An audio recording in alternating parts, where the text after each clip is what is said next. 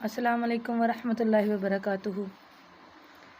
میں بہت بہت شکریہ ادا کرنا چاہتی ہوں آپ تمام سبسکرائبر کا کہ آپ نے میرا ساتھ دیا، اور اللہ سے دعا کرتی ہوں کہ اللہ آپ سب کو تندرستی عطا فرمائے اور اس کے ساتھ ساتھ آپ کے دل کی جائز خواہشیں قبول و منظور فرمائے۔ گناہ میں سمجھتی ہوں سب گناہوں سے افضل ہے تکبر۔ اس نے تو شیطان کے پلے کچھ نہیں رہنے دیا، لہٰذا کوئی میرے جیسا تھا جس کو بڑا غرور تھا کہ میں بڑا نیک ہوں، اس نے کیا کیا کہ سب سے نظر بچا کے اس کی طرف دیکھنا شروع کر دیا، کیونکہ منہ سے تو کہتا تو حضرت عیسیٰ علیہ السلام ناراض ہو جاتے، تو اس نے اس کی طرف نظریں گھڑائی۔ جب اس نے دیکھا کہ وہ بندہ اس کی طرف دیکھنا شروع ہو گیا تو اس نے آنکھوں سے ہوں کر کے کہا، جیسے انسان حقارت کی نظر سے کسی کو دیکھتا ہے۔ اس کی نظروں کے انداز سے لگ رہا تھا کہ ہم تو نیک بندی اور یہ چور ہم میں داخل ہو کے ہمارے جیسا رتبہ پائے گا۔ لہٰذا اتنی دیر میں حضرت جبرائیل علیہ السلام کا نزول ہو گیا۔ حضرت عیسیٰ علیہ السلام کا فرمایا، اے عیسیٰ، تیری ان حواریوں میں 2 ایسے بندے ہیں، ان کو خبر سنا دو۔ ایک وہ ہے جو شروع سے تیرے ساتھ ہے، ایک وہ ہے جو اب سے تیرے ساتھ ملا، اور جو اب سے تیرے ساتھ ملا ہے نا، اسے بتا دو کہ رب نے اس کی توبہ قبول کر لی اور پچھلے جتنے گناہ تھے سب معاف کر کے نیکیوں میں بدل دیے ہیں۔ ہاں، جو پہلے سے تیرے ساتھ تھا اسے بھی خبر سنا دو۔ اگرچہ نام نہیں لی، وہ اس لیے اللہ کی ذات اس کے اس عمل پر بھی جاننا چاہتی تھی۔ اللہ اتنا رحیم اتنا کریم، لہٰذا نہیں بتایا گیا نام اس کا۔ فرمایا اس کو بھی خبر دو جس نے اسے حقارت کی نظر سے دیکھا، اور بتا دو کہ اس کے سارے عمل ضائع جتنے اس نے شروع دن سے لے کے آج تک کیے، اگلے آئندہ سے جو عمل کرے گا وہ کاؤنٹ ہوں گے۔ پتہ کیا لگا کہ اللہ کی ذات کو ایک غرور اور تکبر کا ہوں بھی پسند نہیں۔ اور ہم جیسے عورتیں کیا کرتی ہیں، مسجد میں جاتی ہیں، کوئی گناہ گار مسجد کا رخ کرے نا، عورتیں تو عورتیں، مرد بھی آج کل باتیں کرتے ہیں تو کہتے ہیں سوچ ہوئے کھا کے تے بلی چلی اج نو، انہوں مسجد آ کے نے وقا دیتا۔ خدا را میں سب سے التجا کرتی ہوں نہ کیا کرو ایسے، مر جانا ہے، مٹی ہو جانا ہے۔ یہ عزت، یہ شہرت ہے، یہ ساری چیزیں یہاں پہ رہ جانی ہیں۔ میں اب سب سے التجا کرتی ہوں اپنی سوچ، اپنا نظریہ بدلیے، اور ایک بات ہمیشہ یاد رکھنا، اللہ فرماتا ہے میرا بندہ میرے بندوں سے جس طرح چلے گا۔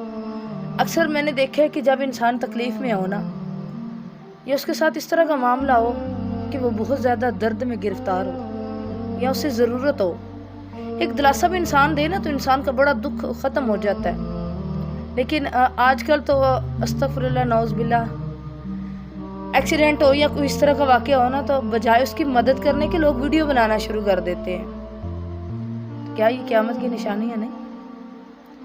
اللہ فرماتا ہے میرا بندہ میرے بندوں کے ساتھ جس طرح چلتا ہے نا، میں بھی اس کے ساتھ اس طرح چلتا ہوں۔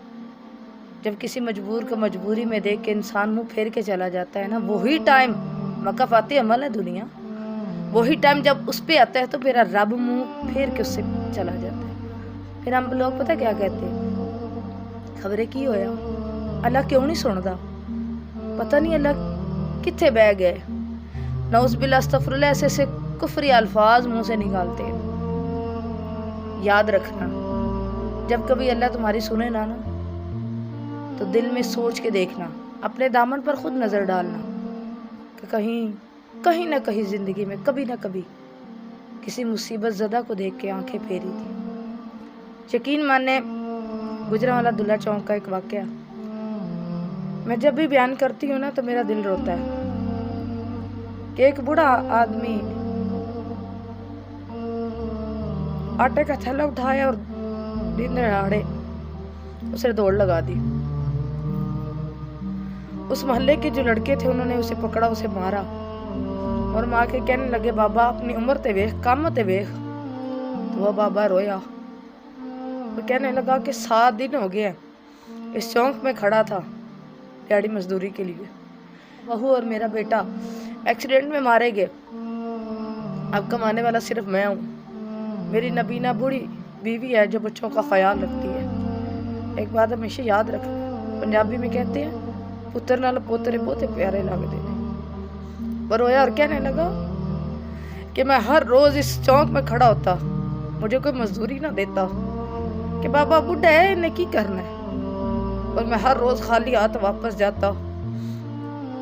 اور میرے چھوٹے چھوٹے بچے مجھ سے کہتے بابا کھان واسطے کچھ نہیں لے آیا. میں ہر روز وعدہ کردا پتر میں کل لے کے آواں گا.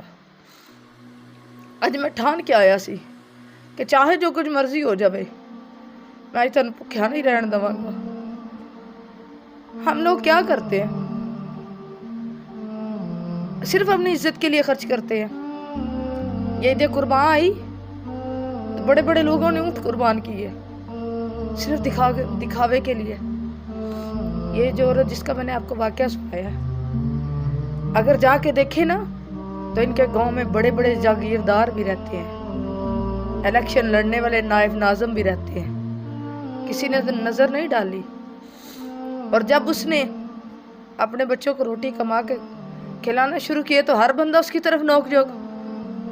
اور جہاں تک میرا خیال ہے اسی گاؤں کے چودھری نے اٹھا کے اسے گاؤں سے باہر نکالا ہوگا.